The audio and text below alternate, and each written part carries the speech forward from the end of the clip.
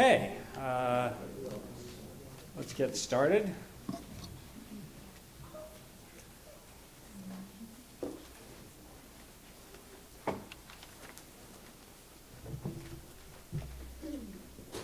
It's good to see a room full of fiscally responsible stewards this early in the morning. I guess it's not that early, but it seems early to me.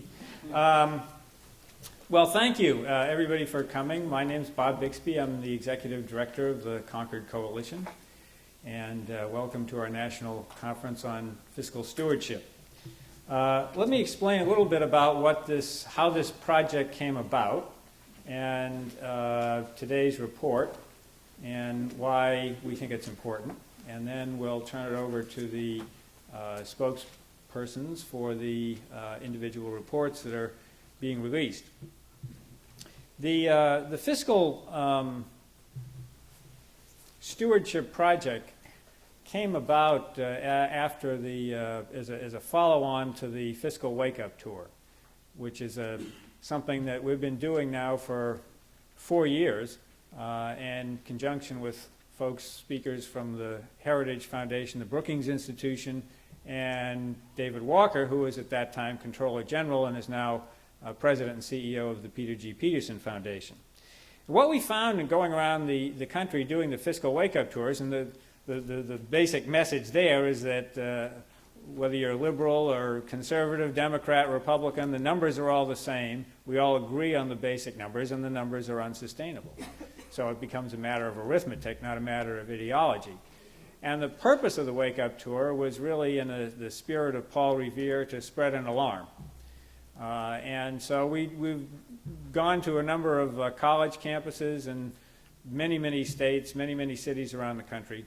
And what we wanted to do was have a follow-on project that would go back to some of the locations where we'd had a particularly good experience with the Fiscal Wake-Up Tour in terms of local media interest, crowd turnout, local interest from educational institutions, and go back and say, let's see if we can gather together some groups of citizens in these locations and look more closely at some of the potential solutions, so that we can look at on a local basis what members of Congress have to try to deal with, and see what types of solutions people might support. These are, we're not expecting technical reports like you'd get from the MedPAC or something like that. What we wanted to test was sort of the values that people were willing to bring to the table, and the sort of trade-offs that people were willing to make. So we picked the locations that we'll be hearing from today: Atlanta, Iowa, Philadelphia, Northern Virginia, Northern California, and Milwaukee. And then we did a special student dialogue, student summit at the University of Denver in Colorado. And for the past year or so, these groups have been meeting and hearing from experts, doing their own research, talking among themselves, and trying to come up with some sort of a framework, a guideline that they could give to their local members of Congress to help deal with these problems. So the report that you'll get today is I'll give you a little tour through it.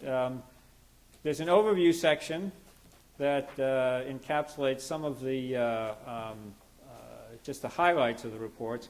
And then, if you keep going, you'll get the individual reports from each of the groups. And then there is a report at the end from Viewpoint Learning, which is a group that we have often worked with in the past.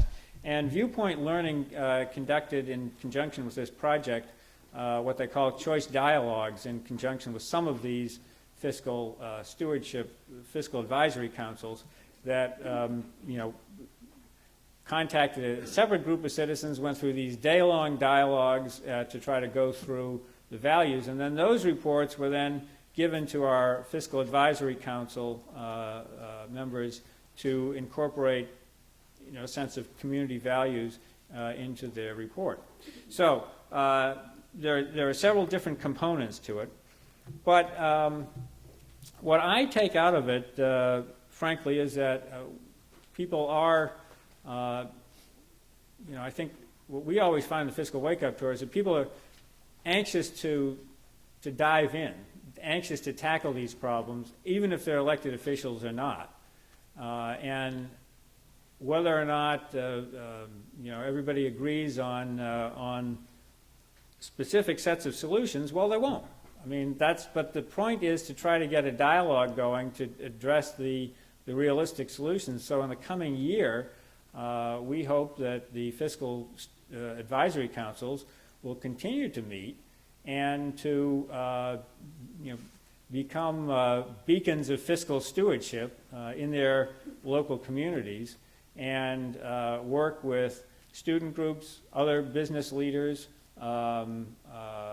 local media to try to get to get the message back to members of Congress here in Washington, because ultimately it's members of Congress that are going to have to make these tough decisions. But Paul Tsongas, when he started the Concord Coalition, said, look, we need to be a group that reaches beyond the Beltway. There are lots of good budget organizations in Washington. They already exist. We don't need to duplicate that.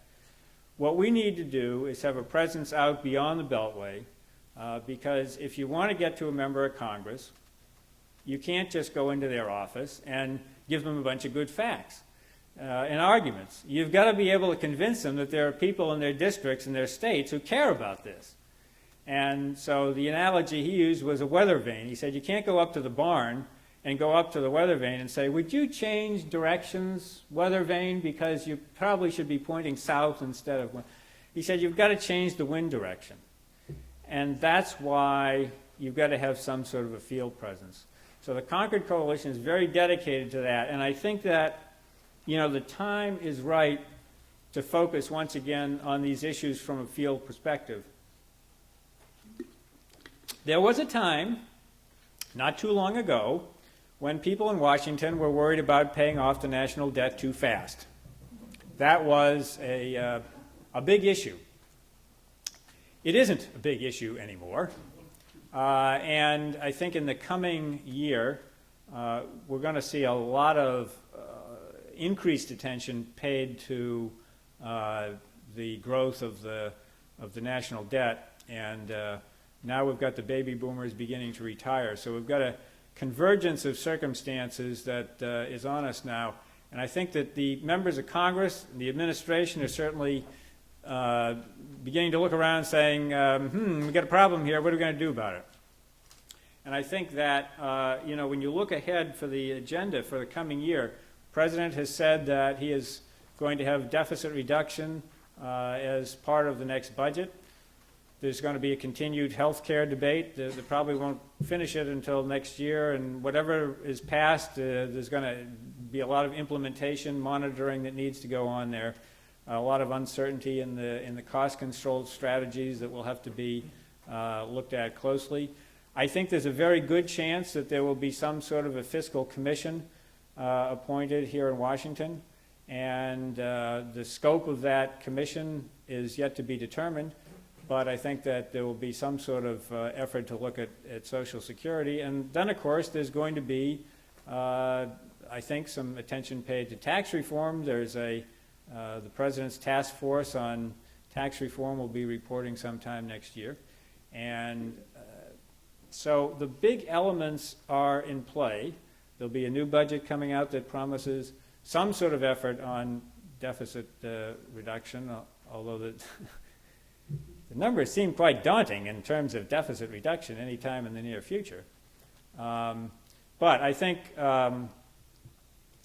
this is the time for people to begin getting their hands around this issue, not only getting to understand better the magnitude of the problem, causes of the problem, dynamics behind it, drawing a distinction between the short-term recession and war cost and the long-term entitlement and tax mismatch that we have, and the search for solutions. So if there's some sort of a commission appointed, I would hope that our citizen groups would have some involvement of that. We're going to be hearing from Congressman Frank Wolf in a little while, and he has a commission proposal that does involve citizens as part of the effort, and I applaud that.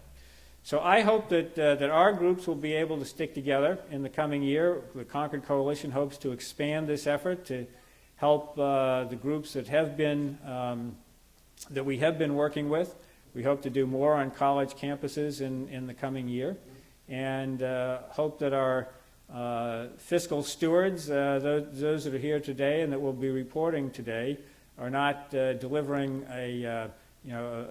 the end of a project message, but the beginning of a fiscal responsibility movement that encompasses fiscal stewardship. The word stewardship is not often associated with the federal budget, and that really is the problem. That has to change.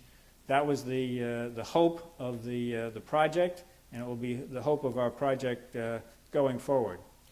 So now I'm going to turn things over to a spokesman for the individual stewardship projects, and I think, who am I looking at first, Phil? Is it Philadelphia? Okay. Luke, you're on. Good morning, everybody. My name is Luke Rapici. I am the president and co-founder of the Association of Young Americans, and I was a member of the Philadelphia Fiscal Stewardship Committee, I think we called it, when we started. We were the first of the commissions started by Concord.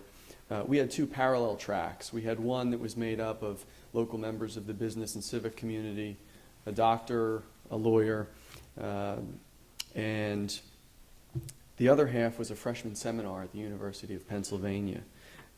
We had some discussions between those two groups, but the focus of my remarks today is going to be the work of the first group that focused, that culminated in the report that you have in your materials today. I do want to mention that the students really took to this issue, and I guess we'll hear about that in some of the other committees too, and actually started their own website, poundit.org. That's pound-it.org, that talks about issues of fiscal responsibility, and they followed up the next semester actually with a week of events and talks on various budget issues. The Philadelphia Committee met on multiple occasions in the fall of 2008. We heard from experts, we reviewed materials, and through some significant discussion and deliberation, ultimately drafted the report that you have in the materials. We made three key recommendations that I'm going to highlight for you briefly now. First one was that while there is bipartisan acknowledgement of the nature and scope of our country's unsustainable fiscal path, information needs to be developed and disseminated to the public so that we can better understand and present the situation as it currently is, and so the public can evaluate options for addressing it. We discussed the need to have the information presented in a nonpartisan manner and in a very clear and accessible way. One suggestion we had for bringing home the importance of fiscal responsibility was to link these national issues to local data, enabling people to understand the effects of future budget constraints on their local economies and local businesses. And actually, in the materials that are available, the class from Penn that I mentioned before actually put together some data nationally and condensed it to each of the areas where the 7 fiscal stewardship committees met, so you can see how much of the debt is attributable to each different area. Our second recommendation was that policymakers need to have a way and find a way to have broad discussions about budget priorities removed from the day-to-day decision-making in Congress and from the constant focus about the next election. One suggestion we had, which I was happy to hear the Congressman will be talking about this morning and Bob mentioned, was creation of a Fiscal Stewardship Commission. And we emphasized the need for a broad public engagement aspect to any such commission.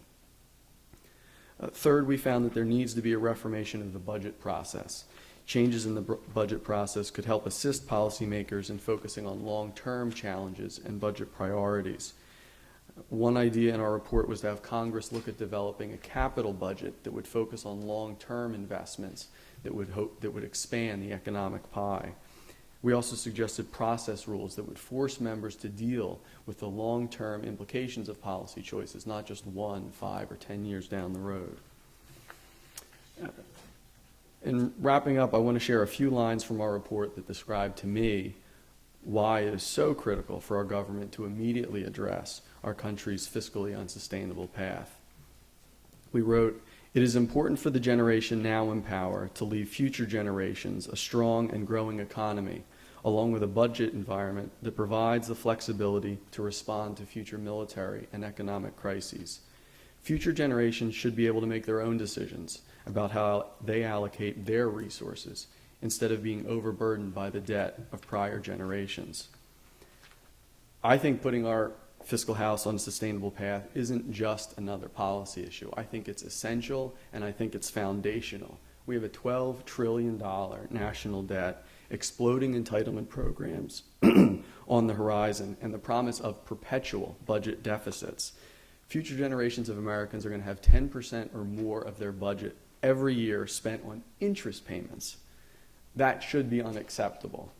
The Declaration of Independence asserts, "Governments are instituted among men, deriving their just powers from the consent of the governed." As you discuss and debate these issues, consider that future generations haven't consented to our allocating significant portions of their budget. And ask yourself, as a nation, are we maintaining fidelity to the principle that says we should give our children better than we ourselves received? Thanks.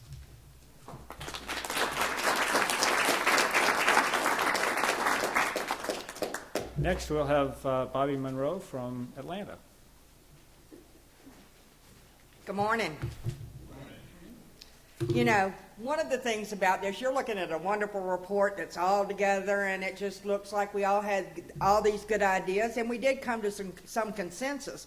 But the big thing for people who were not in the groups to remember is that we were a very diverse group, cross-cultural, cross-sex, everybody in the room, and there were disagreements. But with the help of viewpoint learning, we kept the conversation coming back to the things that we could agree on, a model that we think they could learn a lot from right where we stand. And as such, we were able to come up with some pretty good recommendations. We agreed to be respectful to each other, and that was key. One of the things we agreed on is that there is a problem, and it is catastrophic. Make no doubt about that. The problem is the $60+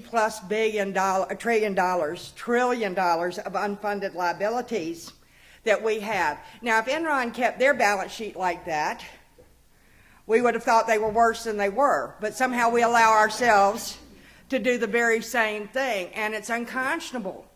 Now, for people who get caught up in the numbers, I mean, I know when I talk to people, million, billion, trillion, it all sorts of gets lost in the shuffle. So one of the analogies I use with people is that 1,000,000 seconds is 11.5 days.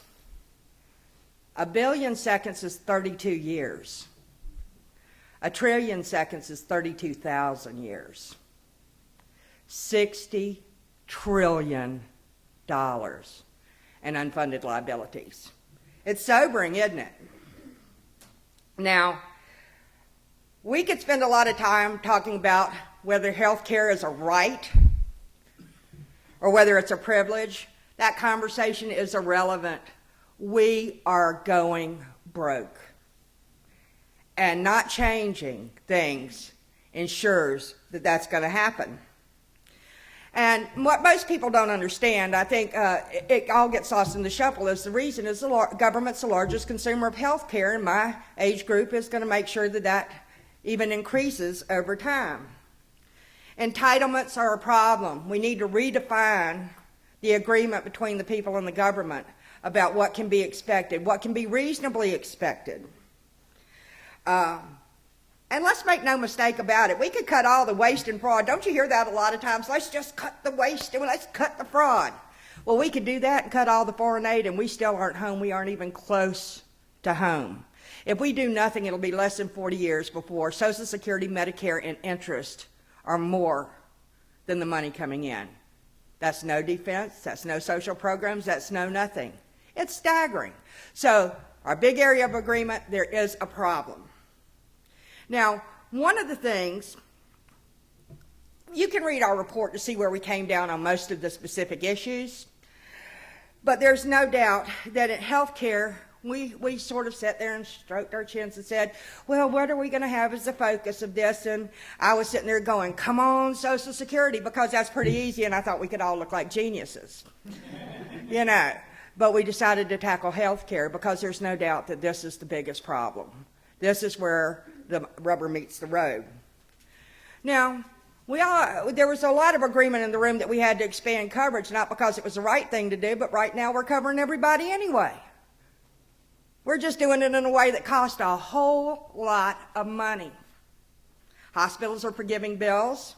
There's Medicaid. So let's get serious and get real about it. And we also said that we needed civilian councils to help people figure out what good standards of care were.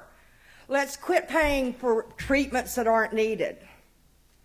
Let's make it, this almost has inherent tort reform in it too, because a doctor cannot get criticized for not doing the test that would only affect the 1 in 10,000 person. He would have some standards to go by. Now, not everybody's going to like it, and Phil at dinner last night goes, well, how are we going to pick the civilian commission? Well, one thing's for sure, well, let's don't elect it. Okay? We've got to concentrate on preventative. You know, Madison Avenue has proven time and time again that we can spend money on a topic and sway public opinion. Usually, unfortunately, they are swaying us to buy more, judge ourselves by what we have and what we wear instead of who we are. But we could use that same process to really educate people about what they need to do. Now, there's a possibility that some of the wealthy would have to pay a little bit more on their health care. It might be means tested, but I do want to say that when we came down to taxes, we thought that everybody should bear the burden across the board, maybe with a little bit of a sales tax and income tax issue on it. On Social Security, it's a no-brainer. You increase the age. I'm a financial planner, and I tell my clients, so you want to work till you're 50 and retire. That means you're going to have longer in retirement than you are in a working life. Now, how hard is it to put together a pile of money that'll work that way? Well, Bismarck chose 65 for Social Security or for civilian retirement programs in the late 1800s because everybody was dead by 65. Not true. When I do planning models now, I'm a personal financial advisor, I use 100, and when I'm talking to a 30-year-old, I'm thinking that might not even be long enough. This brings another part. It's a complicated problem. I mean, people live longer, they cost more Social Security payments. But Social Security we can do a lot about. National defense, diplomacy instead of Cold War tactics, and also could we quit paying for weapon systems we don't need? Let's get real. Government transparency. Every time we knock our heads up against this one, I just hang my head. And I'm a pretty optimistic person, but wow. Let's quit talking about it. Like I said, we have all this off balance sheet. It's a joke. Different numbers, different time frames. Let's get some agreement on it, and let's be honest about it. That's all we care. You can disagree on how you feel about dealing with it, but let's be honest about what the numbers are and what the problem is. We agree here in this room. We know it. Public service, a couple of things that we did. We do think we need to spend some money. There are rights to spend money over and above right now what would be indicated, and that's to seed the future with things that will expand the economy. Absolutely. Education, transportation, it's important. Now, I'm going to end up just telling, and I'm a little over my 5 minutes, I think, but I'm going to end up by telling you one of the biggest components of this right off the bat is education. And we need to do it in two ways. Macro, we've got to educate the public on what the facts of the situation are. They do not know. They're in a wash of political hyperbole that makes it where they don't know what the situation is. So we need to educate them about the macro problem of the U.S. so that they can make some intelligent decisions about what we need to do and understand that not changing is a non-starter. Simply can't happen that way. Then we need to educate them on a personal financial level so they'll be prepared to deal with the storm that's coming. I mean, it is coming. So let's be real. Let's make this a beginning instead of an end, and let's go forward and bore everyone we know by talking about this nonstop until somebody listens. Thank you.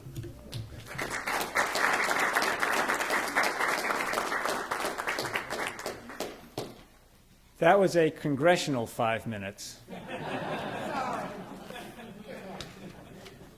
No, that's okay. The clock up there never moved. Next, we'll hear from Avery Choate from the San Francisco area and the Northern California Committee.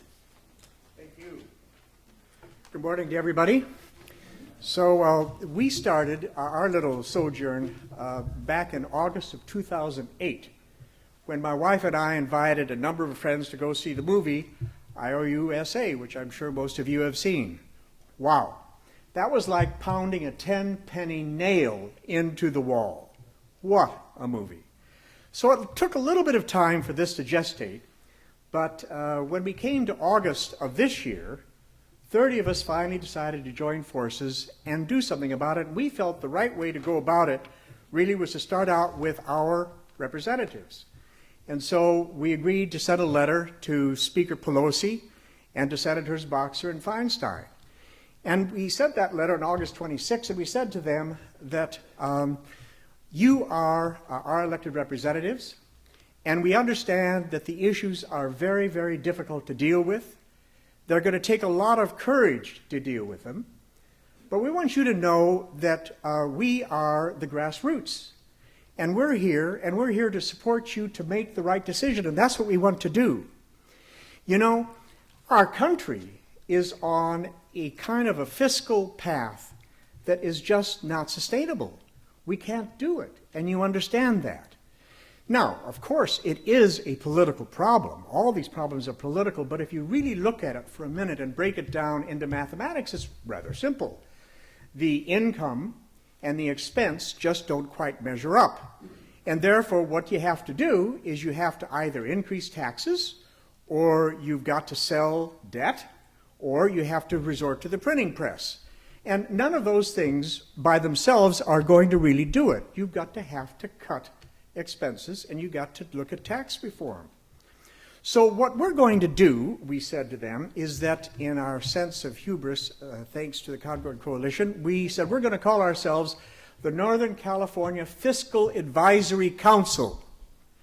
And we're going to have a meeting, and we're going to come up with what we feel are our recommendations that we're going to bring to you. But in addition to that, we want you to know that there has to be a commission, a bipartisan commission, to address these issues, because it's important that we take this as much away from the political process as we can. And by the way, we ended up by saying, we're here, we're in California, and we're going to support you and help you with the things that have to be done when you come back.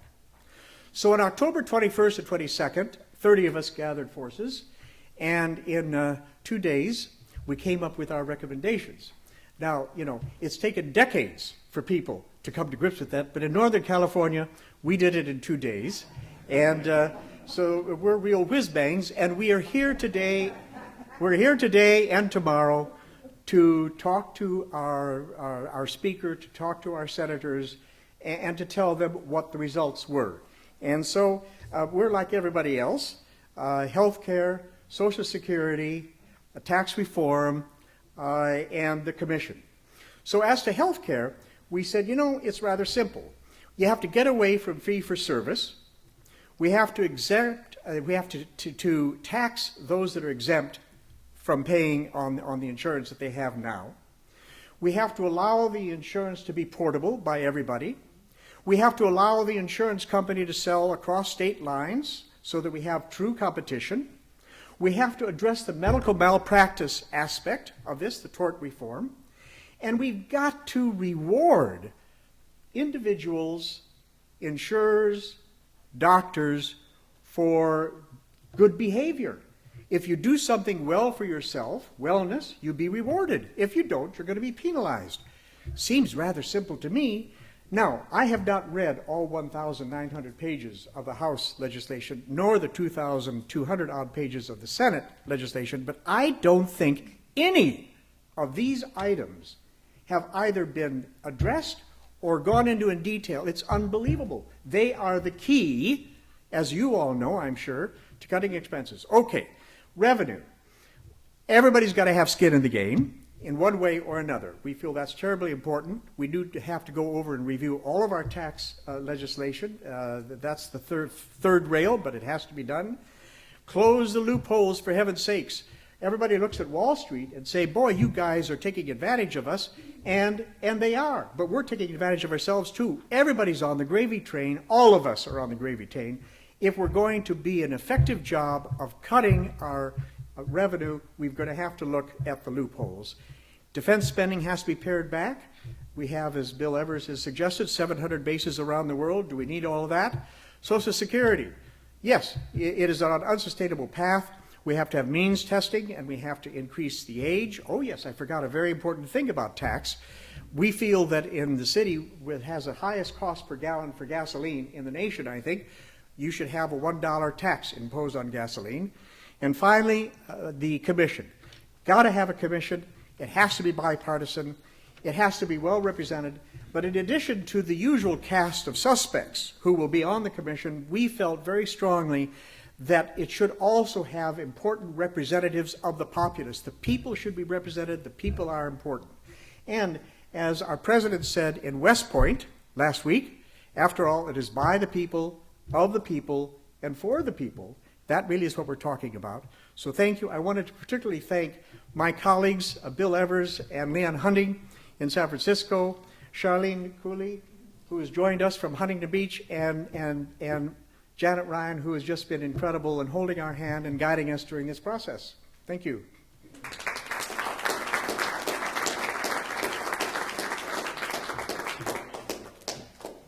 Next, we'll hear from Jim Woods of the Milwaukee area FAC. We have to shorten everything, Fiscal Advisory Council. Thank you, Bob. Let me begin by thanking my colleagues who worked so hard on this project, Bob Shapiro from Milwaukee, Mark Lito from Milwaukee, Louis Meyer from Milwaukee. Is Mark O'Connell here yet? Not made it yet, okay, but he'll be here. He's from Madison, and I'm Jim Wood from Madison, Wisconsin. And pardon? Dina. And Dina Fliss, thank you from, I'm sorry, Dina, there you are, okay. Right next to Mark, sorry about that. I knew I would screw up and do something wrong with that. I also want to thank Sarah Emhoff, who worked with us, and Harry Zeev, who helped us get through all of this. Those of us from Wisconsin and the Milwaukee area are really privileged to join with citizens like ourselves who have chosen to speak out about the very real threat posed by national debt and about the responsibility we believe this generation of Americans has to act on behalf of our children and our grandchildren before it steals their future and our future. After a good deal of discussion, our Fiscal Advisory Council concluded that in a republic like ours, the achievement of real lasting fiscal reform is ultimately dependent on a better informed public interacting more effectively with the elected officials and policymakers who make or influence decisions that affect America's financial well-being. To that end, the Council focused its efforts on three areas, including first identifying what we saw as the managerial and structural flaws that contribute to this current situation. Second, trying to identify recommendations that could help address the major fiscal and public engagement challenges that we see in the system. And then third, developing a public outreach and information campaign that could serve as a pilot for enhancing public awareness of and engagement with these issues. We agreed on 4 specific recommendations which will serve as the core building blocks for the public information effort. First, we recommend that citizens of the United States must be informed regularly in an understandable, timely, and accurate manner of the fiscal health and status of their national government. And as a footnote on that recommendation, we believe strongly that the federal government ought to be using GAAP accounting principles, at least where applicable and where possible. Second, we recommend that elected officials in Washington be required to act when Social Security and Medicare trustees provide credible warnings of unsustainable trends. Third, we recommend that the funding of entitlement programs should reflect far greater sensitivity to the need for generational fairness. This is the deal breaker, I think, for many of us, that generations need to have some say, as the young man spoke first indicated, in what they're going to pay and what they get for what they're going to pay. Fourth, we recommend that congressional fiscal management should limit deficit spending except in extraordinary circumstances. Our report provides more detail on each of these recommendations, and I'd encourage you to read them. Last, we are recommending the implementation of an aggressive public awareness campaign structured around Concord Coalition briefings, meetings with elected officials and policymakers, and engagement with the local news media, all targeted at developing public and elected official support for legislative and administrative reforms designed to ensure that the public understands the financial ramifications of major congressional initiatives and actions. Thank you.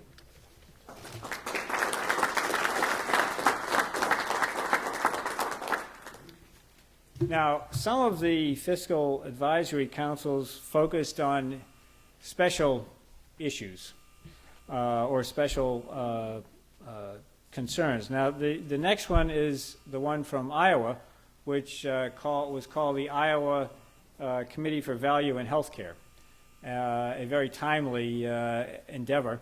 And we partnered there with the University of Iowa's College of Public Health and put out a report specifically looking at healthcare.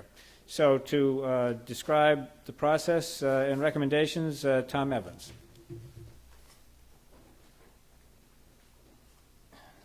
Thank you, Bob. I would point out two things. A, that we're focusing primarily on health care with our endeavor, and also that we're the only one of the groups that's a state. So I just thought I'd draw that. Now, realize Iowa is a state and like Philadelphia is a state. So The state of mind. there you go. There you go. First of all, I want to thank my colleagues, Chris Atchison and Brian Caskey, who are here with me today. This is really an endeavor between the University of Iowa College of Public Health, and then we have an institution that I'm the president of in Iowa called the Iowa Healthcare Collaborative. We focused on healthcare, and we chose to focus on healthcare, or actually we were asked to focus on healthcare because Iowa is an interesting environment. The Commonwealth Fund takes a bunch of data and puts it in a blender and then rates the states on an annual basis. In 2007, Iowa was rated second with regard to quality and value in the United States. That same rating was retained in 2009, so we've been rated second for 2 years in a row. That in a situation where our Medicare reimbursement is among the lowest in the nation, and the number of physicians per capita is around 44th out of 50. So we have a compromised, at least a challenged provider environment, and a low reimbursement environment, all in that environment still able to provide high quality care, high value care. So the Concord Coalition came to the University of Iowa and the Iowa Healthcare Collaborative and said, would you please convene a discussion? During this time of healthcare reform, why is it that Iowa does what it does? What is it about the Iowa environment that makes it work, makes it tick? Are there lessons that can be taken from Iowa to other states during these challenging times? So we convened a series of statewide meetings. We convened two groups. One, we had large conferences where we brought everybody and a national speaker in and kind of stirred the pot. But another thing we did is we brought together a large committee of payers, purchasers, providers, and consumers, and had 3 instances where we really considered the very difficult issues and tried to identify what is it about Iowa that makes it unique. What are the lessons, or are there lessons that can be taken to the federal level as we do national health care reform and possibly applied to everyone? We came away with 5 principles. The first is very aligned with everything we're talking about, is you've got to focus on value. And though we talk about reducing the waste and the fraud and all that kind of stuff, it's beyond the waste and the fraud. We've got to take the healthcare system is, I've heard the quote made that every system is perfectly designed to get the results that it gets. The system we have is getting the results that it gets because of the reimbursement system, because of the incentives we have put in place. And we're going to have to look at what we do and try to figure out how we do it differently. And we need to do it more cost effectively. We need to change the reimbursement system, but we also need to look at how we deliver care and start building efficiency into it.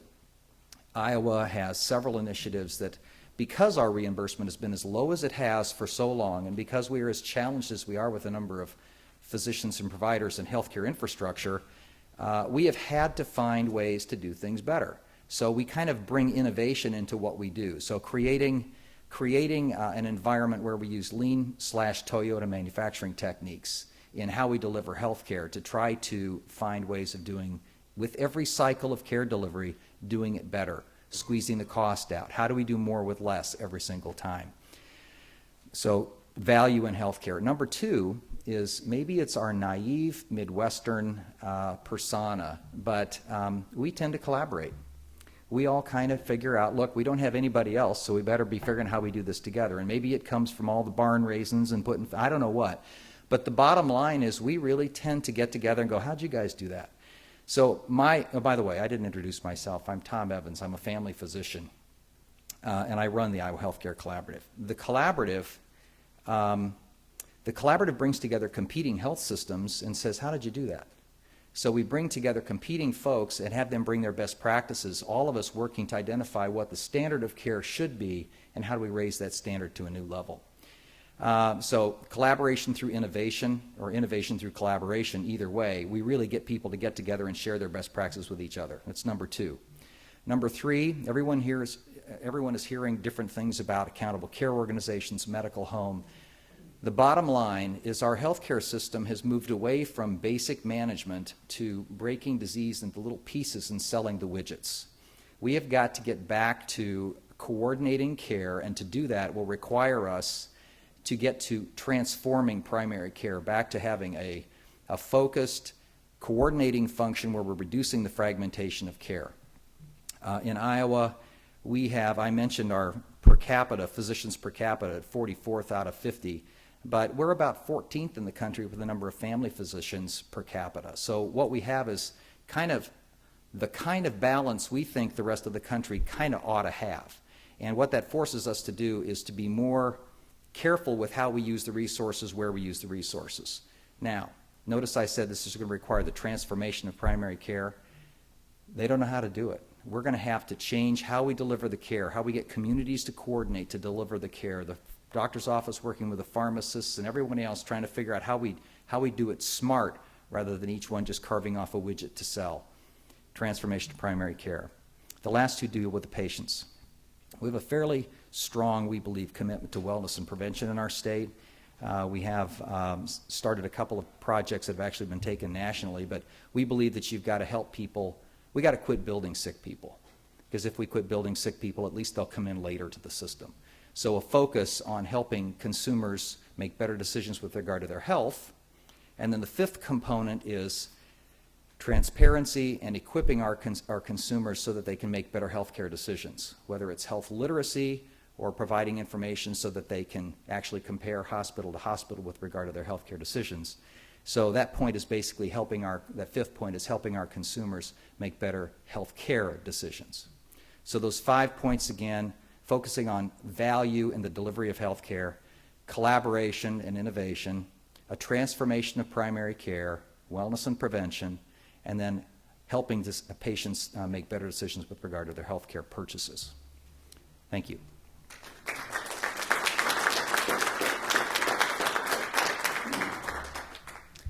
Next, we'll hear from the Northern Virginia Fiscal Advisory Council, the speaker for that. Now, I have to say that they concentrated on the interrelationship between state, local, and federal finances, which is a part of this that tends to get overlooked. And so to talk about that will be the chairman of that group, Dr. Paul Posner, who spent many years at GAO, and I have to say is in some ways the godfather of the Fiscal Wake-Up Tour. When Paul was at the GAO, he was aware of Dave Walker's desire to get out on the road, and he was aware of Concord's earlier efforts on field organization and suggested that it might make a good match. So Paul has a special I guess, status in the Fiscal Stewardship Project and Fiscal Wake-Up Tour. But George Mason University, where Paul is outside the Beltway. So this is grassroots. Paul, you're a grassroots leader now.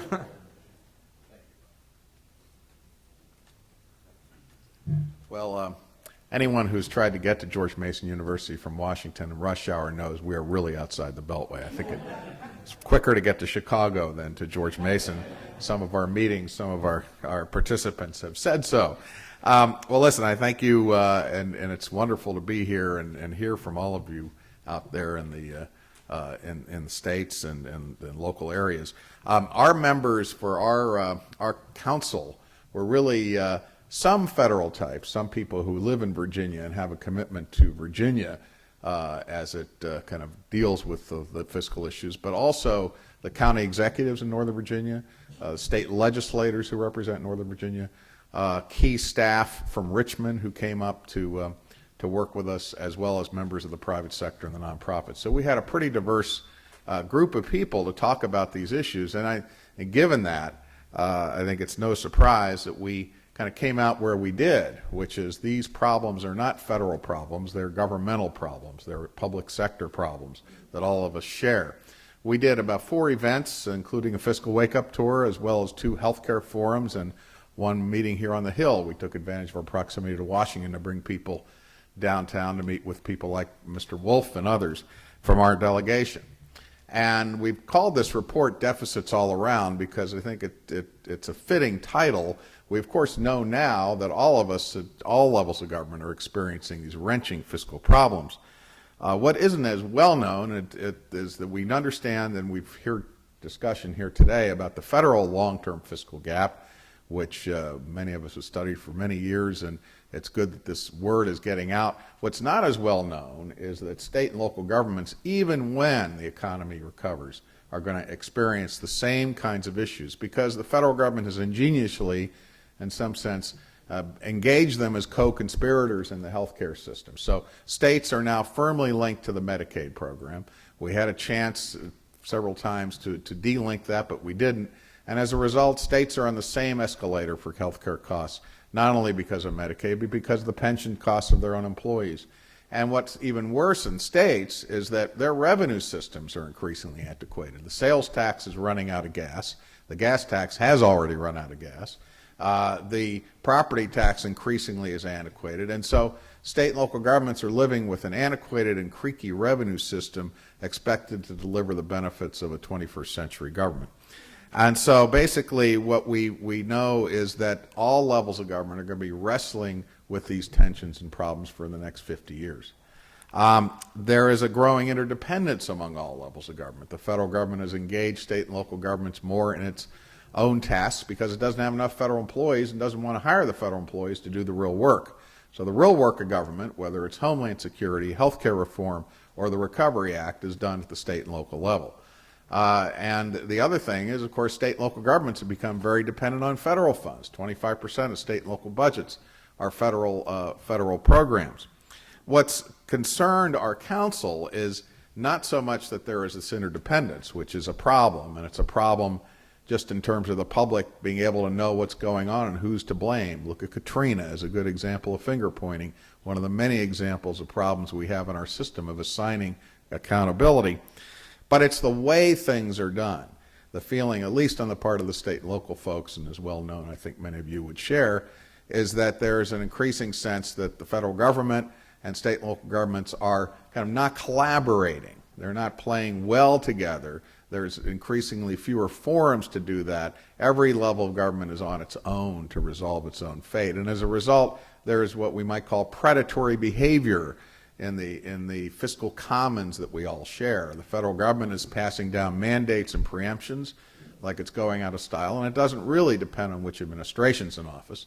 The Bush administration being a classic case where Republicans and Democrats both engage in this practice for different reasons. They can't help themselves. And states do the same thing to local governments, by the way. There's no angels in this. The point is that we're all on this in this kind of share some of these common problems together, but we're not working together. And so ultimately what we decided to do was to think about how an ideal federal system might operate, a federal system where we can return to some of the premises of mutual respect that ought to govern relationships between the parties who share the same fiscal space. And so borrowing really from the practices we see in Australia, Canada, Germany, and other federal systems, we decided to kind of suggest that we return to go back to the future, that we kind of first of all, rediscover what we used to have, which is an actual commission we used to have called the Advisory Commission on Intergovernmental Relations, which was abolished about 10, 15 years ago, that brought federal, state, local officials together quarterly to talk about common problems and did staff work and high-quality reports. We also want to, with at least in Virginia, institute a series of periodic meetings between the congressional delegation, state legislators, and local leaders to talk about common problems, whether it be health care, homeland security, or tax policy that are shared. We just feel that these issues cannot kind of be denied anymore. And in some issues, when we're trying to resolve the federal fiscal challenges, we're going to need the states. We certainly know that in health care reform. We've seen that now, that we're going to, at least states are going to become critical players in extending health care to uninsured and the rest, and running these exchanges. And the same is true with the revenue system. Once we decide to join the rest of the world community in implementing a national sales tax or consumption tax, we're the only holdout, by the way, states are going to be a critical part of that conversation. What we've seen in other systems is where states or provinces are engaged, it can be a win-win kind of situation where states gain access to a very strong revenue base by piggybacking on a national scheme. That's what's happened in Australia. Something like that could happen here. Right now we don't have the institutional basis to move ahead and move forward, and that's the kind of thing we hope we see in the future. Thanks.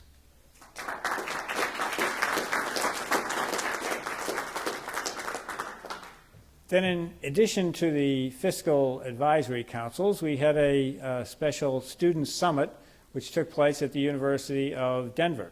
That was we're really hoping in the coming year to be able to do more work on campuses, and the experience that we had at the University of Denver was very positive, and led up to Dean Caldwell, Richard Caldwell of the university, to explain what we did there.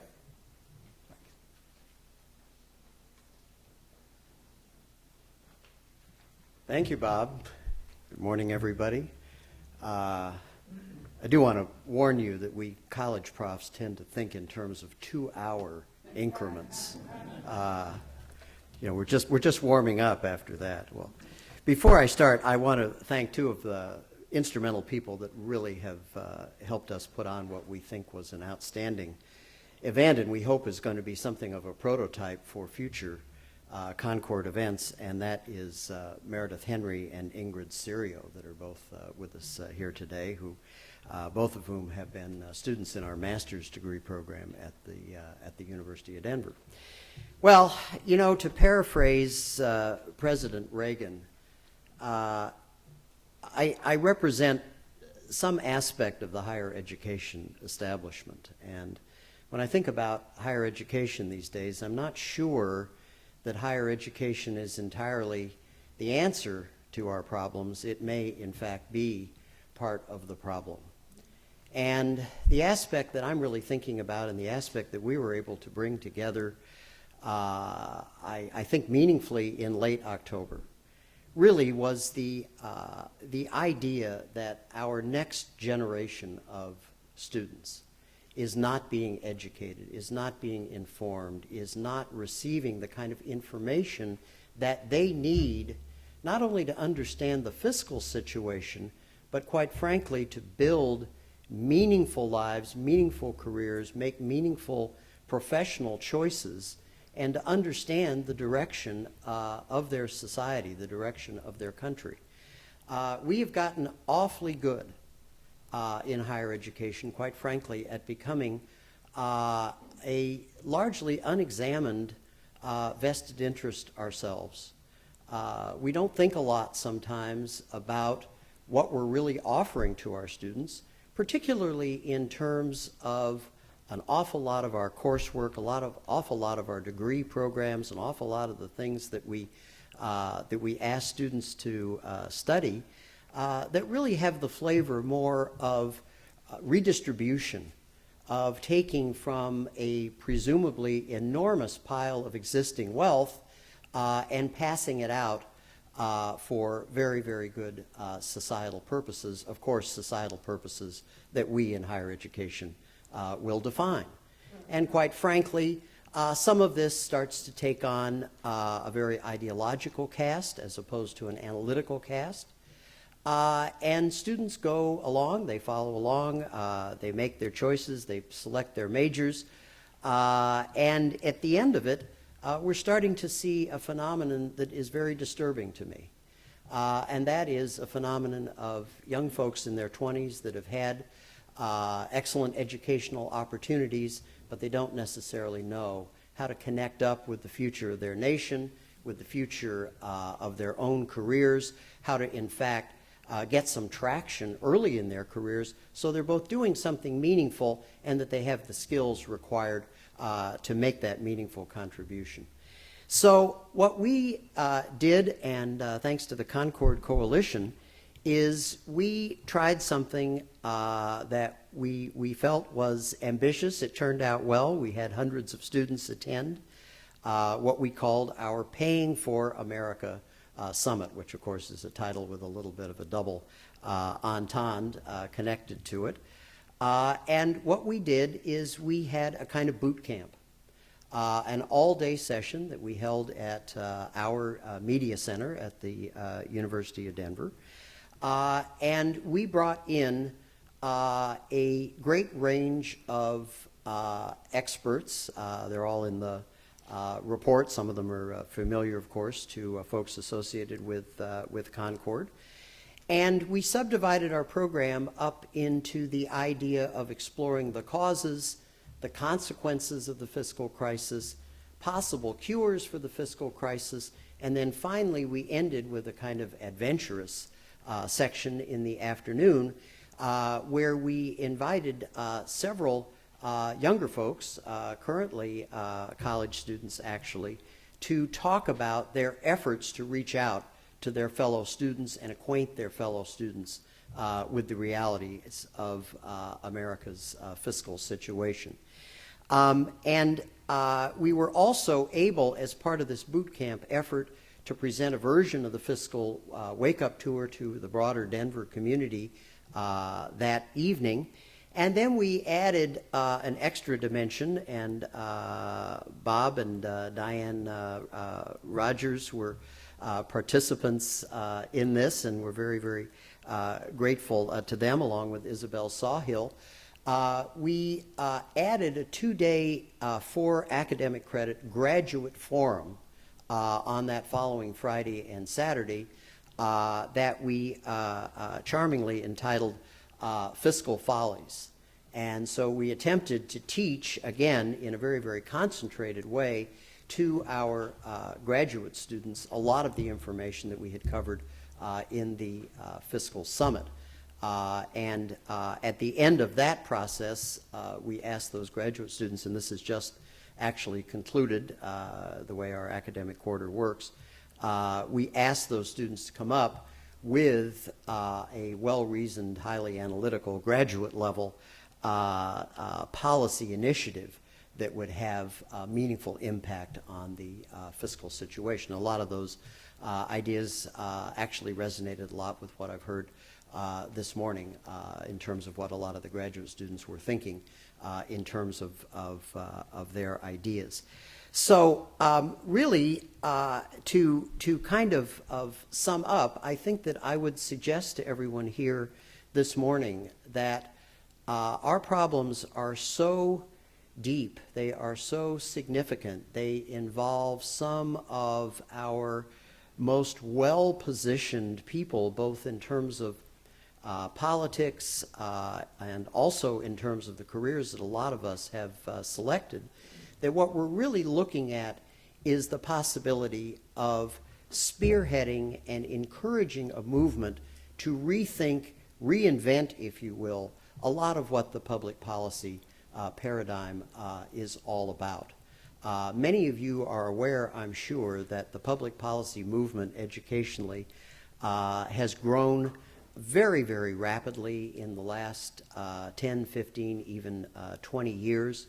A lot of leading universities, including ours, one hopes, have made very major investments in educating people in public policy, turning out people on the master's level, even the PhD level, that supposedly are national experts in public policy. And indeed, they are experts, but the question, of course, is what is the content of that expertise? What are people willing to do? What are they ready to do? What are they analytically capable of doing in terms of dealing with these massive fiscal problems that we all know exist and that we all share in this room? So, Bob, thank you very much for giving us an opportunity to participate in this, and we hope to work with Concord in the future. Thank you so much.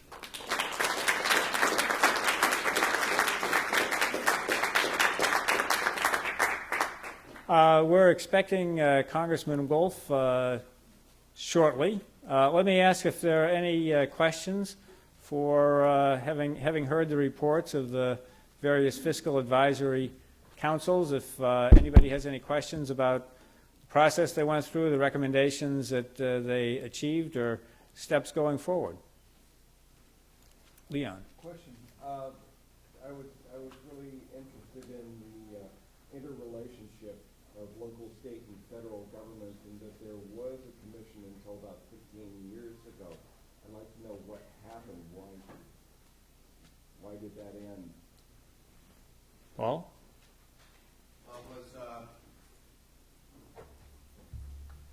This commission was formed in the 50s as the system became more kind of collaborative, more intergovernmental. It was one of these commissions when we have occasionally the Hill decides they want to have take some credit for killing some programs, and they took 200 of them and put them in their radar scope and blasted them away, and that was one of them. It's since been bandied about. There's been talk about resurrecting something. Several congressmen, one of Congressman Wolf's colleagues, Jerry Connolly, has a bill to reconstitute it. There's been discussions with the Obama White House about doing something, particularly now that states are more important to his initiative in a lot of different ways, the Recovery Act being the most important right now. But so far, haven't been able to get it off the ground. It really is one of those things that, ironically, as federalism and the states became more important to everything the national government did, we decided to, take the foresight capacity we had and eliminate it, unfortunately. Timing is always interesting. I always get a kick out of the fact that the pay-go rules were allowed to expire just when the budget went back into deficit. So it seems that when you need something the most is when you get rid of it around here. So, I don't know. Yes, sir. From the members of the committee, what do you guys see as the best way to communicate to the general public these issues? Does that come up? I know we talked about it in general, but really, what is the most effective way to keep this information in front of anybody?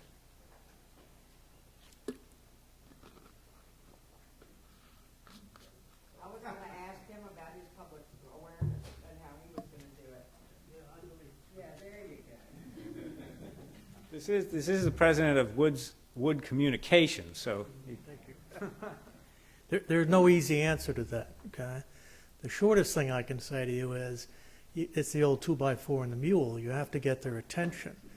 The government has 27 different words for money, okay?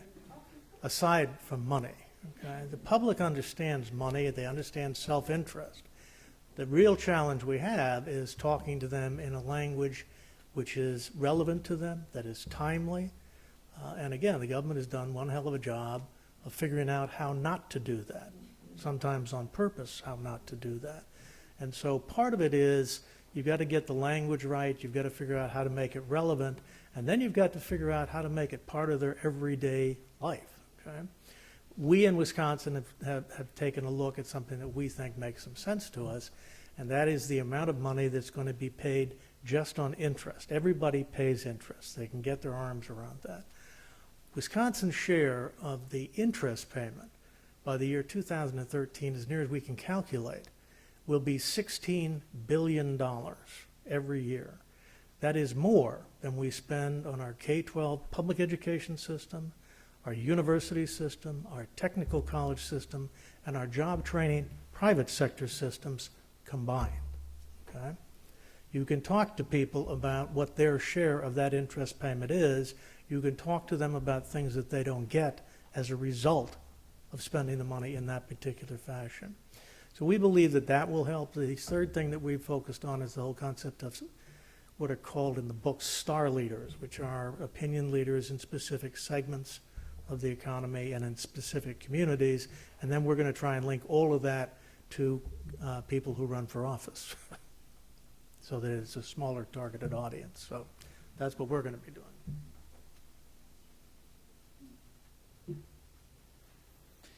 Some of this effort, by the way, was inspired by something Jim was involved in called Wisconsin Way, which really looked very intensely at the Wisconsin state budget and balancing priorities that people had and the revenues that would be needed and the methods needed to raise that.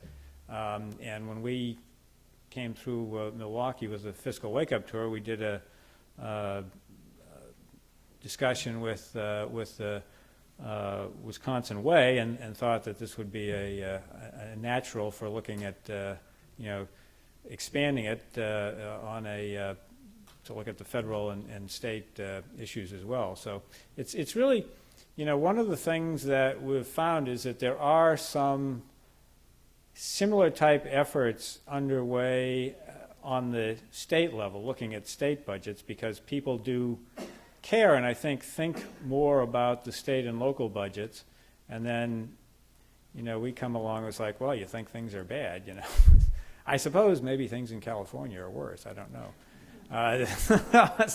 In fact, anyway, yes, Bill. Things are worse in California. I think we must keep using the 2x4 to impress upon our citizens that the problem is not only serious, it's extremely serious. At the same time, I think it would be great if we could collaborate amongst ourselves, the various regions, and decide, are we for this independent commission as a beginning step for a solution to the problem? Because I think generally the public is aware there's a problem, and that they would be happy to have some sort of a way of pointing towards a solution. So I hope that we take away from this seminar we have here that we will cooperate on a national basis, that is, in various regions, to push our representatives to support this independent commission, whether it's the Wolf suggestion or the Conrad, Gregg, but some step towards a solution, not just a problem. Yeah, I think that's an idea that cross-cuts several of the reports. I'd like to ask a question. Bobby, you mentioned, don't want to put you on the spot, but I will. One of the things that you mentioned is that there were disagreements, obviously. People in your group didn't all come to the table with the same mindset, and there were trade-offs and discussions. Could you describe a little bit about that process that you went through, and maybe even give us an example or two of a controversial issue? Because I think you said something really important, is that you agreed to respect each other's opinions. I think that's exactly true. Well, there's no doubt that there were some of us that were more liberal, some of us that were more conservative, and we did make an agreement to be respectful of each other. A lot of it came down. We all agreed that there should be personal responsibility. I mean, that was just straight across the board. Our idea of what that might look like was a little bit different. There was an idea that everybody should suffer, or not suffer, but should pay into the solution. I.e., no one would be exempt, while there might be some more burden or cost sharing reduction in benefits for people who had a little bit more money, but there was no way we were going to let anybody in the system get off without having some financial responsibility for a solution, but the idea of what that might specifically look like started changing or having some differences. And then, of course, when we started talking about specific health care reform and the government's role in that, that's sort of where the rubber would meet the road.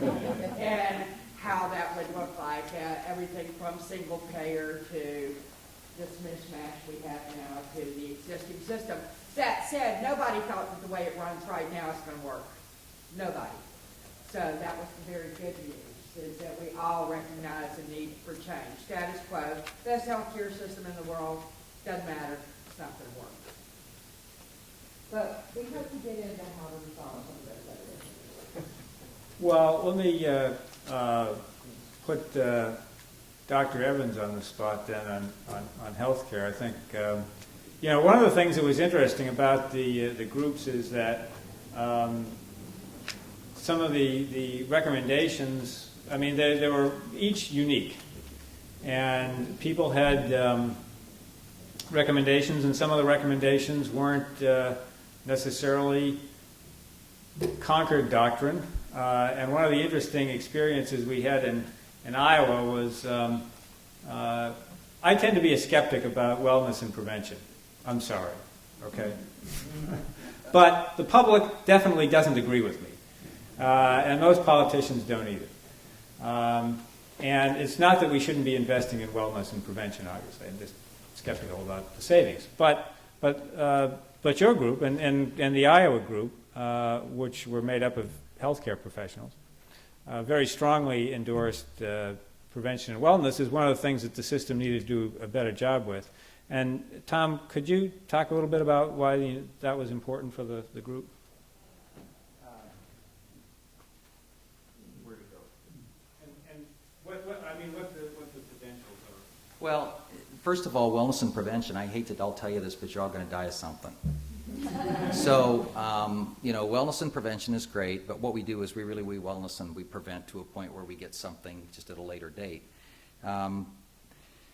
30 years ago, we had people come into the emergency room at 55 with a heart attack, and now they come in at 85 with a heart attack, and they're much more fragile. And, the question is, which situation is the cost more? And, so I can understand your skepticism. However, wellness and prevention addresses a lot of different components that I would say we do need to address this. We do need, and what it does, it's an engagement strategy. We talked about how do we engage consumers. It isn't just about doggone it, lose weight and quit smoking, and we'll all be better. There's a thing called metabolic syndrome, which is not in itself a disease, but it is a combination of your waist size and your cholesterol level and several other things. And basically it's 5 components, and if you have 3 of the 5, you are at significantly higher risk of developing cardiovascular disease, many cancers, diabetes. And our healthcare system, the reason I'm bringing this up is our healthcare system is about identifying disease and fixing broken people. What can we do to identify people? Well, what can we do to, first of all, keep people from getting broken? That'll decrease the demand of the system.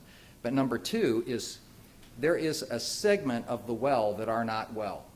And metabolic syndrome is a perfect example of people with pre-disease.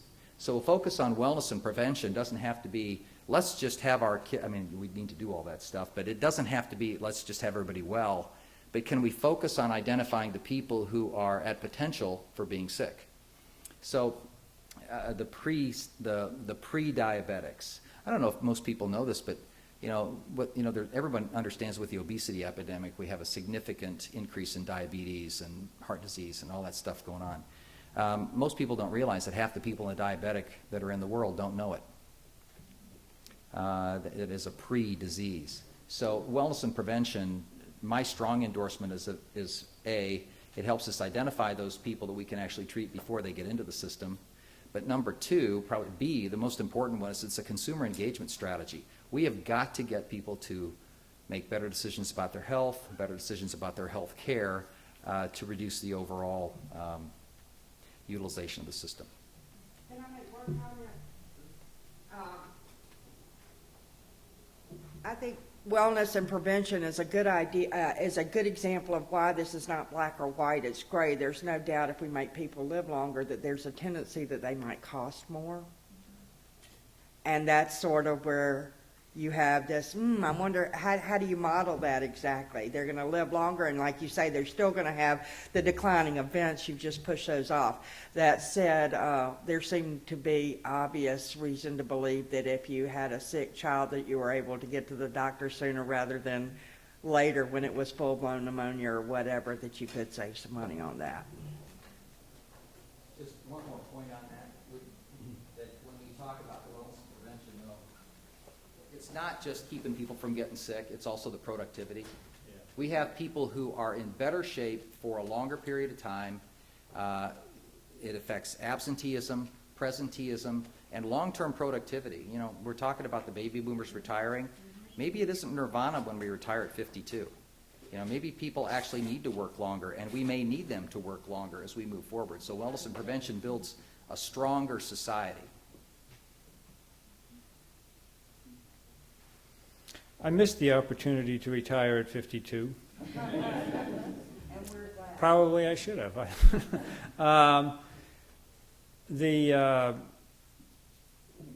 You mentioned the need for trade-offs. I think if you know, one of the things that is I think in raising the profile is, you know, we talked about getting younger people more involved in this, and one of the things that struck me in going through the project was how interested the college-age people were once they became, you know, exposed to this issue. And you know, Luke mentioned the Pound It group. And, you know, I'm going to ask him to say it, so I'll wind up to get put him on the spot here too. But the level of engagement that came out of a class, a freshman seminar, and the students got so wrapped up in this. These were people right out of high school, went into college, were put into a freshman seminar in American political science. And unbeknownst to them, their professor had in mind for them a semester focused on federal fiscal policy. And it turned out that they got so wrapped up in it that they started their own website and wanted to stick together. But Luke, because you've been involved in with another organization, your own organization, could you talk a little bit about what gets younger people and what your experience has been with what motivates them to get? I think actually it's taken a turn for the better following the 2008 election, and then if there's a benefit from the financial difficulties we've had, it's that it's brought to, I think, home to, I'd like to say my generation, but people now in college and in their 20s, the importance of these broader fiscal issues. Just last month in Chicago, Mobilize.org put on a conference with 150 young people with the Peterson Foundation focused on fiscal responsibility, both on the individual level, but also how do we talk about these bigger issues and how do we begin to address the problem. And I love the idea of professors engaging students, and maybe that goes to the point of changing or tweaking the way higher education works, but the idea of having courses where you're actually focusing on rather than an exam that you don't think about the next day, you have to write a paper, and the result of that paper's got to be, how are you going to reduce, you know, X $100 billion from the debt? And if everybody in the class had to pick a different area, you could come out with a class of 19, 20, 21-year-olds who collectively have reduced the budget by, you know, a couple $1 trillion, or reduced our debt by a couple. That would be what an amazing way to transform the education system. I think that that's one of the things that I hope will come out of that is efforts on college campuses to incorporate fiscal policy into the curriculum, because that's another thing that we get quite often is that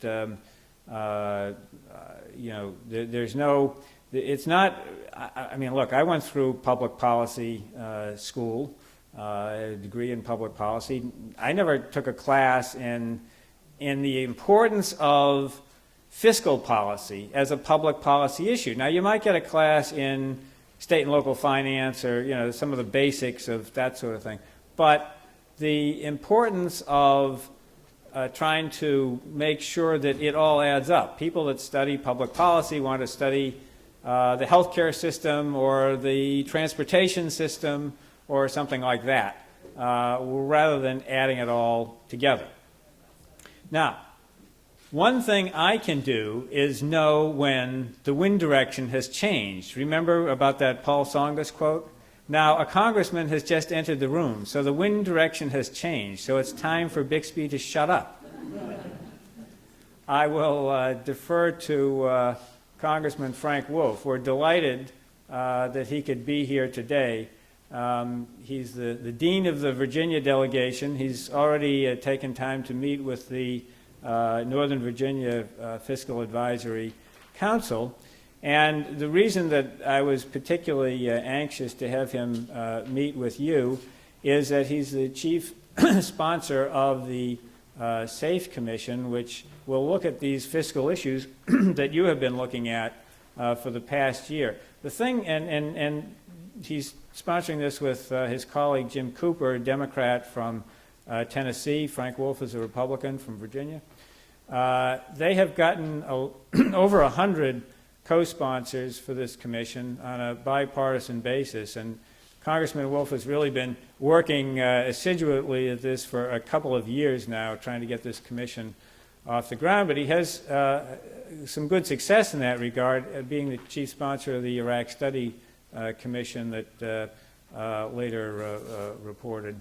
And so, Congressman Wolf, I'll let you turn it over, but the thing that is really, really important, I think, about this commission is the element of public engagement.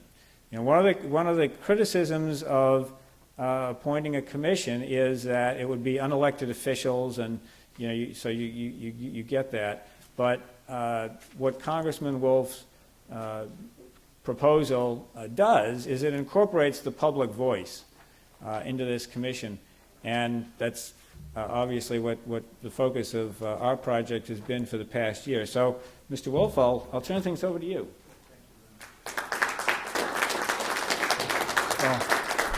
Thank you, Bob. Well, thank you very much. I appreciate it. I'm not sure who I'm speaking to completely, so I'm where you're all from, but welcome here to Washington. They asked me to comment on the commission and the concept, but let me begin by saying this was an idea that came to me about 3 years ago. I was up at Washington's Crossing on a very cold day, and my daughter was waiting to have her fourth child, and she lives in Princeton, and I went out to where Washington crossed the Delaware, and the snow was coming down, and it was very cold, very bitter, almost like the day it must have been when Washington crossed the Delaware. And then several months later, I visited Antietam, where 22,000 people pretty much gave their lives for what they believed in. And you began to look at where we were going as a nation, and speaking not only as a member of Congress, but more importantly, I would say maybe as a father of 5 children and a grandfather of 15 kids, grandkids, where this nation is and what type of future. Dietrich Bonhoeffer says something to the effect, I've always been an admirer of Dietrich Bonhoeffer, but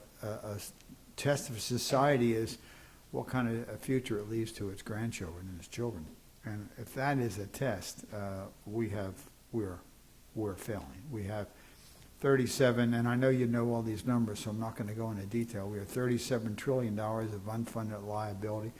I appreciate what Mr. Bixby and others have done. They've been arguing this for years and years in town, and it's coming to this kind of point. But we have $12 trillion of debt. And I am the co-chairman of the Tom Lantos Human Rights Caucus. I spend a lot of time working on human rights and religious freedom. And the thought of China being our banker, China, who I was the first member of Congress in the House to go to Darfur, where there's genocide. I urge you, if you're not from here, to see the Holocaust Museum, but the Holocaust is still taking place. There is genocide taking place in Darfur today, women being raped. The Janjaweed outside the camps, 300,000 people have died, and yet China is our banker.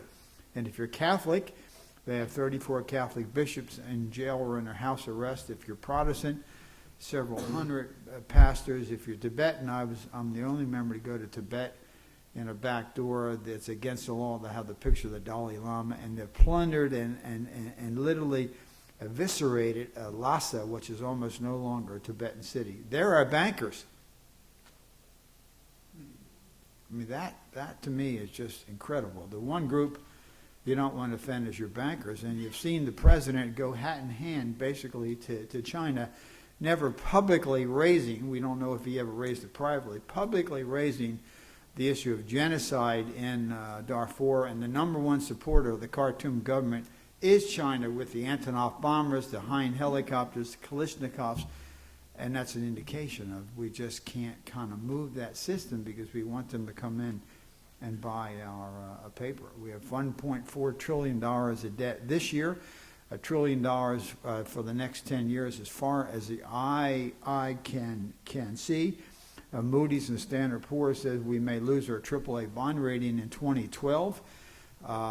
Could be sooner, could be a little later, but if it's 2012 and the ramifications that would mean, we see the U.S. dollar almost collapsing around the world. We see the Middle Eastern countries looking for a new currency, a basket currency, and some of you are smarter perhaps than I am, but what that will mean with regard to this nation, the confidence level going. We see our manufacturing base eroding. I come originally from Philadelphia.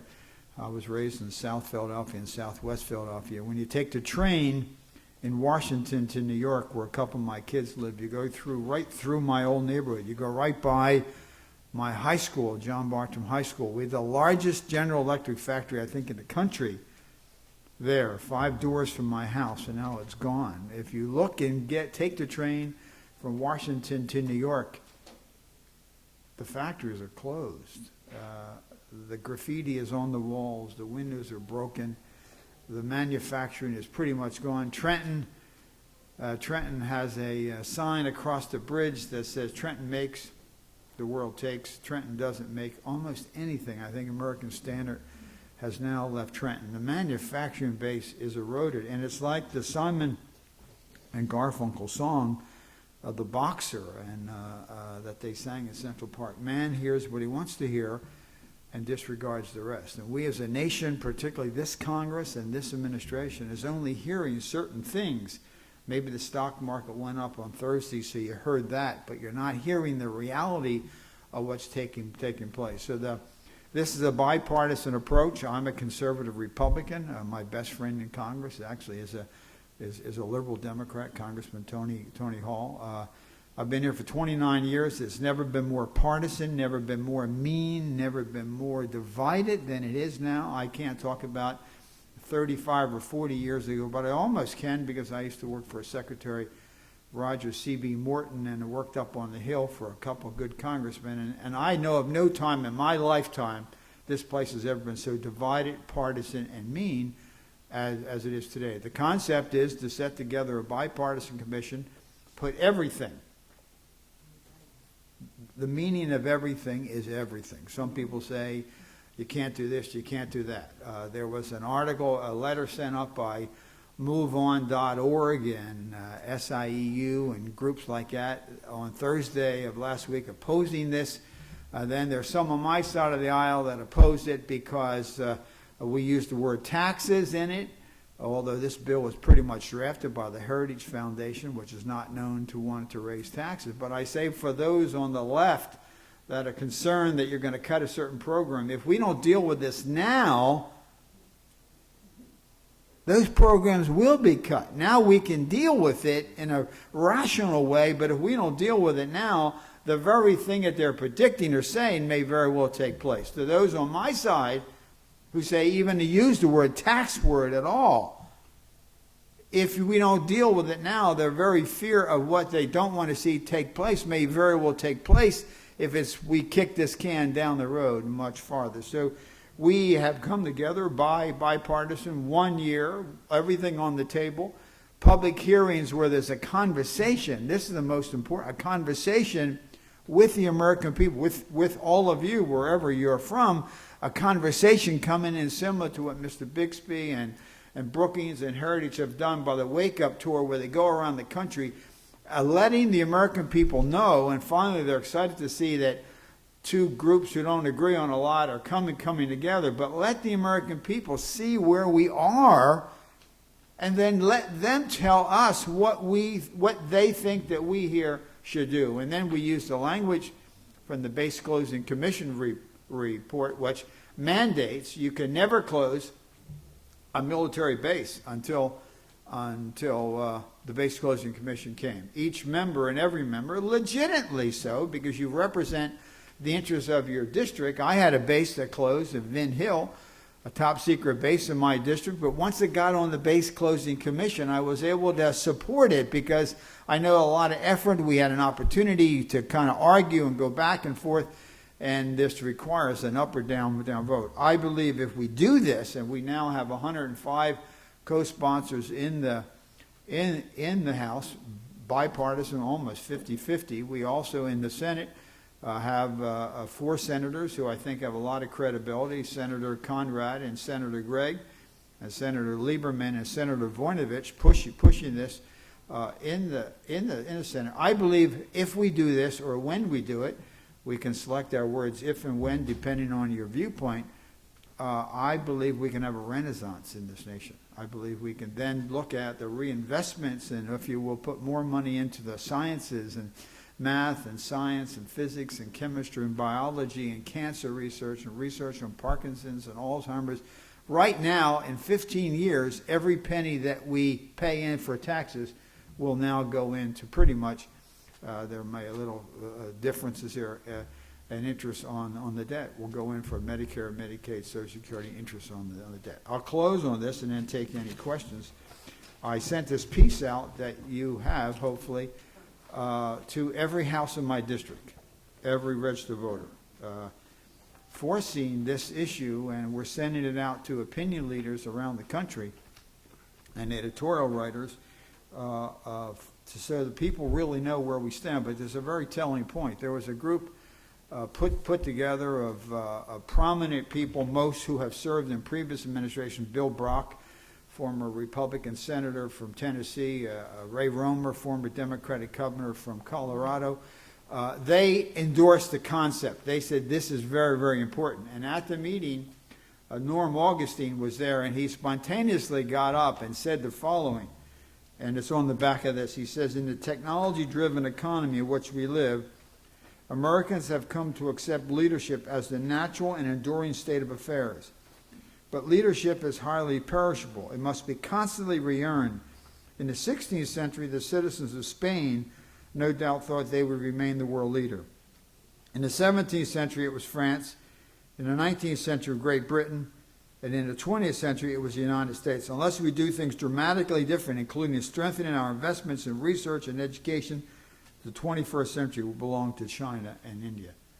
I don't want to have my children and grandchildren and your children and grandchildren raised in a century where it's the Chinese century that's helping to provide the guns and the weapons to bring about the genocide in Darfur, or to just clamp down on human rights and religious freedom. I don't want it to be their century. I want it to be our century. We're at a defining moment. We're literally coming up to it. We almost can't kick the can down the road much more than we have kicked it down. And so we're kind of hoping that pressures will build, and I think every congressman and senator, if you don't like this, what we say to them, and there are a significant number who don't like it, what is your idea?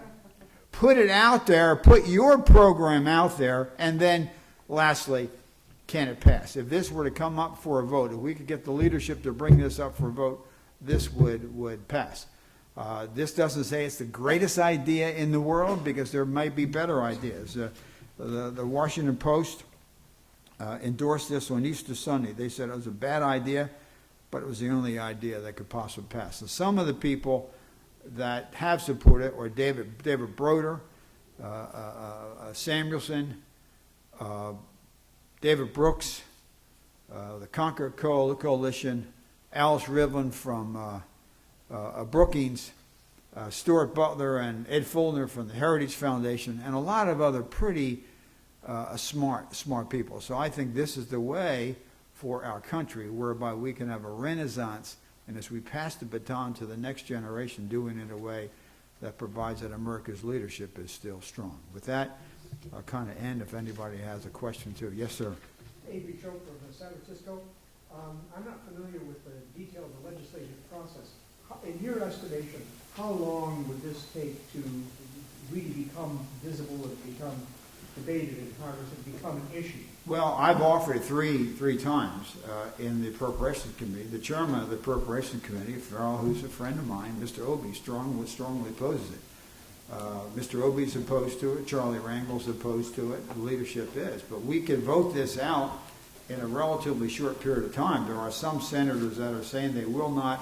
One of your senators, Senator Dianne Feinstein, is saying she will not support raising the debt limit until this is in. I'm not sure how that's going to work over in the Senate.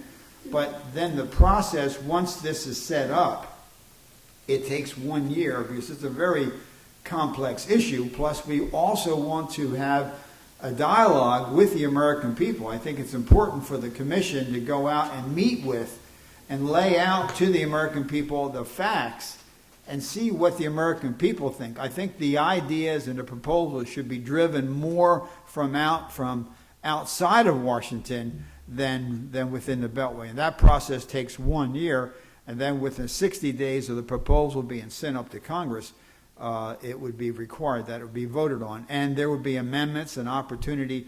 We would use the same baseline, if you will, if we were all going to go to Baltimore today. Some would take the train, some might run, some might walk, some might bike, some might take a helicopter, others might drive. But we're all going to get to Baltimore, so we all have to get to the set of numbers that we have, and so there'd be an opportunity for a free flow of debate. And there was an idea that Senator Gregg and Conrad had that we would require there to be a 3/5 majority of both bodies to pass it. Because I think we also require a supermajority in the commission, so it is something that brings the country together and not split the country apart. Yes, sir. I'd be interested in your comment. You talked right away about how partisan you've never seen it so bad.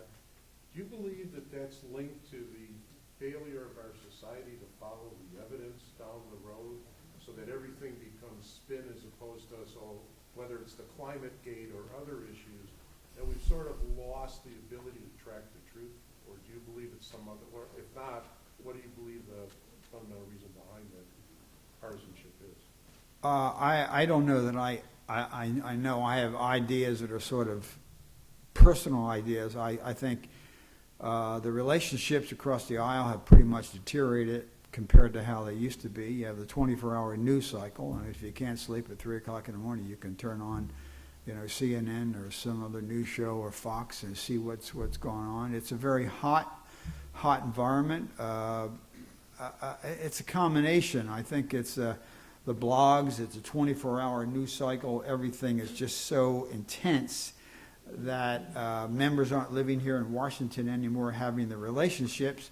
There's just a lot of things out there, and maybe I've said enough. I don't really know that I know. I just can tell you, having tracked it and seen, it's just different than it's ever been. Congressman Hall, Tony's from Dayton, Ohio.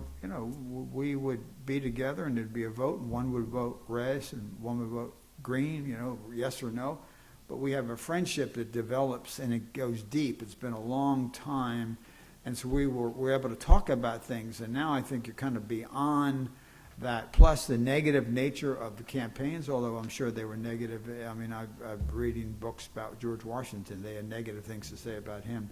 But there's a whole series of things. But I think perhaps one thing more than anything, maybe the 24-hour news cycle and the lack of confidence of people outside the country in what's taking place here in Washington. Doesn't that act as a major block to what we're trying It does. Yes, it does. It does. It does. Somehow we have to figure out a way to restore something so that there's discussion and leadership. Well, I think you're right. I agree. I think the commission does that. If you look at the makeup of the co-sponsors of this, you'll find people who don't agree on a lot sometimes are now agreeing on this, because this sort of takes it out of the heat of the moment and would bring the commission or the commission members into a group in Nashville or Northern Virginia or Philadelphia or Boston and just say, here's where we are as a nation, here's what the Social Security situation is, here's what the Medicare situation is, here's where we are, here are some of the ideas, what do you think? And I think that would sort of negate the heat that you're getting here in Washington. Because I think the American people, this has actually been polled by a number of prominent pollsters, the American people support this. Because they understand, I think, that the country is in worse trouble than maybe people here in Washington who are part of the Congress and the administration feel. So I think once you got it outside of Washington, I think a lot of those problems would be taken advantage of. Now, iron sharpens iron. There's nothing bad to have differing viewpoints. You can have, but I think to come together to acknowledge this is the problem. Now, how are we going to come together to deal with it? I'll take the last question. Yes, sir. Leon Hunting from San Francisco. Do you feel that there's more pressure put on the newer legislators by legislators who have been here some time to be more party politic in their positions? No, not really. I think there's always been a lot of pressure on members that are here, and I don't think that's necessarily bad. I mean, people want to get reelected. People want to meet their needs of their constituency. When I came here in 1981, I came in with President Reagan, who I think was one of the finest presidents we've ever had. President Reagan and Tip O'Neill got together and spoke. I can't verify that they liked each other. I think they did. But they met with each other. They were, if not friends, they were associates of. If one meets with one person, breaks bread with one person, gets to know the individual, like you went to Penn State and I went to Penn, we both like the Eagles and we both like, to vacation at the Jersey Shore, you begin to have a commonality. But if you don't really get to those points, then it's easy to kind of go at each other. So there was great pressure on members of Congress in the 80s. Lastly, I think the conditions in the 80s were not nearly so serious as they are now. I mean, we debated granting MFN to China when the trade imbalance with China was like, I think, $6 million. And now when you look at the conditions of the country, the country is in much more perilous times today, which you would think would kind of bring us together. But I think there's always been pressure on members here, and I don't think that's necessarily bad. I'll end with that. Yes, ma'am. If you could task us with one thing to leave here and go do that would move this agenda forward, what would it be? Well, I think to get the leadership in the Congress and the leadership in the administration to support something like this. Letters, phone calls? Well, I think phone calls and meetings more important than letters, because you want to force them to tell you if this isn't the idea that they like, what are they going to do? Now, there will be an opportunity to pass this in early next year, because I think the conditions, the unemployment rate is 10%, maybe it'll go down to 9.6, but it's not going to rapidly drop. And I think people understand where we are. We're now seeing commercial real estate in a very difficult time. And I think people know, but I think to sit down with your elected leaders and people in the administration, and it has to be geared, and I'll end with this, it has to be geared in such a way that the deck is not stacked to favor the Democrats, or the deck is not stacked to favor the Republicans. There's need to be a buy-in from both, those who worry that you may cut a program to those who worry that it may raise a tax. There needs to be a comfort level, and I think the whole idea of a supermajority, which then requires you to reach out, whether it be a few Republicans with a lot of Democrats or a lot of Republicans with a few Democrats, but there needs to be a supermajority, and also on the floor of the House and the Senate to have a 3/5 majority or maybe even a 3/4 majority to sort of make sure that whatever passes, and it may very well be difficult, has the support of the American people, so we can bring this country together and make sure that this century is the American century. If it's done in a 49-51, bludgeon it through, it could create a problem. So I think it has to be, the commission has to be structured in a way that people say, maybe I didn't get everything I want, maybe I have some problem, but this was done in a very fair and bipartisan way. Thank you very, very much.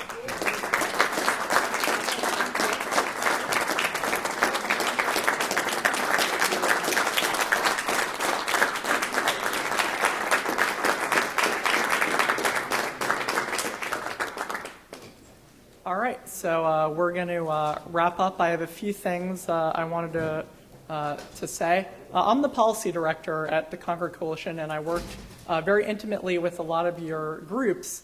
And I think it is important to restate, and Bob mentioned this a little, that the solutions you came up with in your reports really came from you. The Concord Coalition tried very hard to not suggest which solutions we might favor more than any others.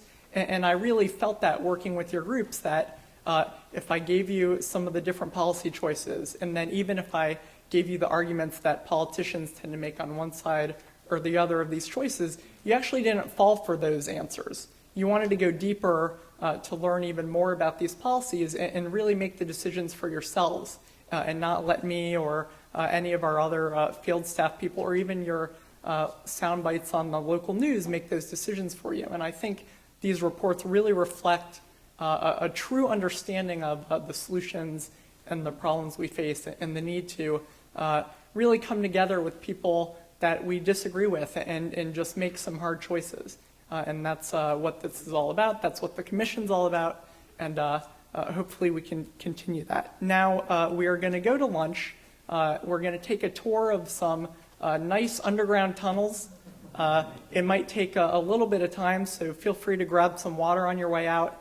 Make sure you stick with a buddy, and hopefully we'll all make it there. Thank you very much. Follow Phil. We are headed to the Cannon House office building, room 121. Basically, we're going to turn out of these doors to the left, close this elevators down to level G3, and then we'll take the tunnels from there over to Cannon.